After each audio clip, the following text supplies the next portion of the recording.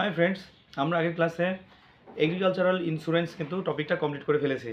এইবার আমরা এই ক্লাসে পড়ব ফুড ম্যানেজমেন্ট, মানে নতুন টপিক শুরু করতে যাচ্ছি। এটা হচ্ছে কি আমাদের যে রোড ম্যাপের 13 নম্বর টপিক। টোটাল আমাদের 19-20টা টপিক করার কথা, তার মধ্যে 13 নম্বরে আসছি। আর এটাই হচ্ছে সবচেয়ে বড়, আপাতত যতগুলো বাকি আছে তার মধ্যে সবচেয়ে বড় টপিক এটাই আছে। তো চলো শুরু করি আমরা এই টপিকটাকে। ফুড ম্যানেজমেন্ট বলতে বোঝাচ্ছি আমি যে সেন্ট্রাল গভর্নমেন্ট বা হচ্ছে মানে গভর্নমেন্ট কীভাবে মানে ভারতের বিভিন্ন দরিদ্র মানুষদের কাছে খাবার পৌঁছে দেয়, মানে শস্য পৌঁছে দেয়, সেই সিস্টেমটাকে, সেই ম্যানেজমেন্টকেই বলবো আমরা ফুড ম্যানেজমেন্ট সিস্টেম। এখানে প্রাইভেট কোম্পানির কথা বলা হচ্ছে না। ফুড ম্যানেজমেন্ট গভর্নমেন্ট কিন্তু তিনটে স্টেপে করে থাকে সাধারণত। একটা procurement, distribution, maintenance of buffer stock. Note করো সঙ্গে সঙ্গে, ঠিক আছে? যখন আমি চার্ট বানাচ্ছি, প্রকিউরমেন্টের স্টেজে কী করা হয় যে সেন্ট্রাল গভর্নমেন্ট বিভিন্ন মানে এফসিআই, ফুড কর্পোরেশন অফ ইন্ডিয়ার মাধ্যমে ইন্ডিয়ার বিভিন্ন জায়গা থেকে কৃষকদের কাছ থেকে খাবার, মানে খাদ্যশস্য কিনে রাখে। সেকেন্ড অপশন মানে কি প্রসেস হচ্ছে ডিস্ট্রিবিউশন। বিভিন্ন রাজ্যের বিভিন্ন জায়গাতে সেই খাবারটাকে বিলিয়ে দেওয়া। হ্যাঁ, একটা একটা অ্যামাউন্ট রেখে দেওয়া, সাবসিডি দিয়ে সেখানে কি একটা মানে একটা ছোটো অ্যামাউন্টের টাকা রেখে দিয়ে তারপর সেটাকে বিলিয়ে দেওয়া। Thirdly, maintenance of buffer stock, বা মানে কি যে বাফার স্টক মেনটেন করা, মানে যখন ইন্ডিয়ার খারাপ সময় আসবে তখন যেন খাবারটা সাপ্লাই দিতে পারে। এরকমই আমরা একটা উদাহরণ দেখেছি 2019-20 সালে। 20 সালে যখন হচ্ছে কি মানে 19 বলিস, 2020 সালে আমরা দেখেছি যখন কোভিড-19 সিনারিও আসে।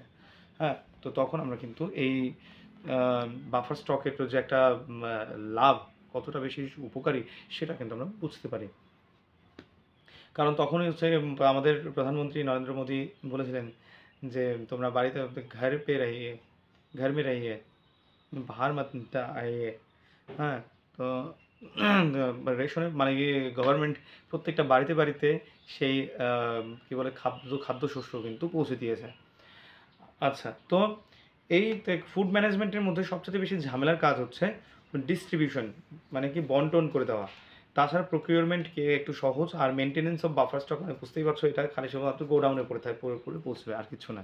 হ্যাঁ, তো খারাপ মানে কি সময়ের আসার আগেই সেটাকে আবার পাবলিক ডিস্ট্রিবিউশন সিস্টেমের মাধ্যমে বন্টন করে দেওয়া হয়। তো এই ডিস্ট্রিবিউশনটাই আমাদের এই ক্লাসে আজকে পড়বো। প্রকিউরমেন্টে অত বেশি ঝামেলা নেই, মেনটেনেন্স অফ বাফার স্টক, সেই বাফার স্টক নিয়ে একটা আলাদা ভিডিও বানাবো না হয়, কিন্তু ডিস্ট্রিবিউশন নিয়ে আজকে থাকছে আমাদের টপিক। পাবলিক ডিস্ট্রিবিউশন সিস্টেমটাকে আমরা মানে ডিস্ট্রিবিউশন টপিকটাকে আমরা তিনটে ভাগে ভাগ করি। একটা হচ্ছে কি public distribution system, secondly reformed public distribution system, thirdly targeted public distribution system, মানে মানে পিডিএস, আর পিডিএস, টিপিডিএস, এই তিনটে। তো প্রথমে আসি আমরা public distribution system. Public distribution system ইন্ডিয়াতে শুরু হয় 1945 সালে, সেকেন্ড ওয়ার্ল্ড ওয়ারের সময়, যখন কিনা যখন হচ্ছে এত বড় একটা যুদ্ধ বিধ্বস্ত হয়ে গেল, তাতে ইন্ডিয়াতেও বেশ প্রকোপ পড়ে। তো 14 জানুয়ারি থেকে 1945 সালে কিন্তু এই মানে পিডিএস বা পাবলিক ডিস্ট্রিবিউশন সিস্টেম ইনিশিয়েট করা হয়। আর এটা পরবর্তীতে 1965 সালে মানে এফসিআই লঞ্চ করে ইন্ডিয়াতে, স্বাধীন ভারতে ফুড কর্পোরেশন অফ ইন্ডিয়া শুরু করে পাবলিক ডিস্ট্রিবিউশন সিস্টেম 1965 সাল থেকে। আর এটার মানে কি রেসপন্সিবিলিটিটা, ডিস্ট্রিবিউশনের রেসপন্সিবিলিটিটা সেন্টার এবং স্টেট দুটো গভর্নমেন্ট মিলেই কিন্তু এটাকে চালায়। তো 1 নম্বর পয়েন্ট পিডিএস সম্বন্ধে।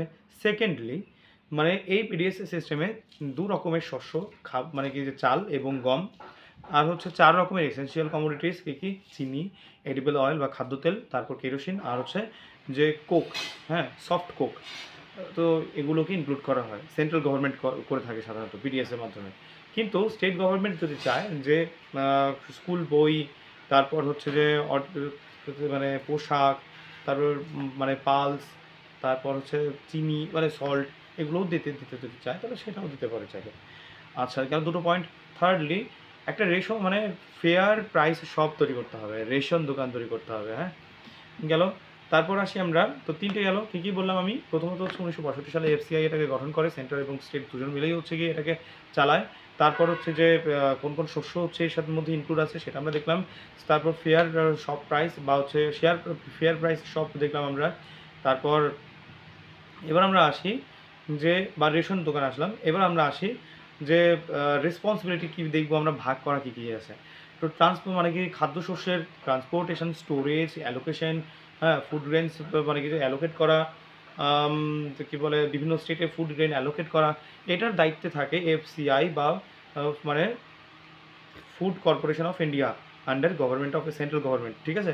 আর ডিস্ট্রিবিউশন বেনিফিশিয়ারিদের কাছে ডিস্ট্রিবিউট করা, তারপর সুপারভাইজ করা, মানে এফপিএস বা ফেয়ার প্রাইস শপ এগুলোকে সুপারভাইজ করা, এটা কিন্তু চলে যাচ্ছে স্টেট গভর্নমেন্টের রেসপন্সিবিলিটির মধ্যে পড়ে যাচ্ছে, ঠিক আছে। তারপর হচ্ছে কি যে এই যে কারা গরিব মানুষ বিপিএল মানে বিলো পভার্টি লেভেলের মধ্যে আছে সেটা আইডেন্টিফাই করা কার কর্তব্য, সেটা স্টেট গভর্নমেন্টের কর্তব্য, ঠিক আছে। তাহলে কী কী পড়লাম, সেকেন্ড ওয়ার্ল্ড ওয়ারের সময় শুরু হয়েছিল, তবে স্বাধীন ভারতে 1962 সালে আসে এফসিআই এর হাত ধরে।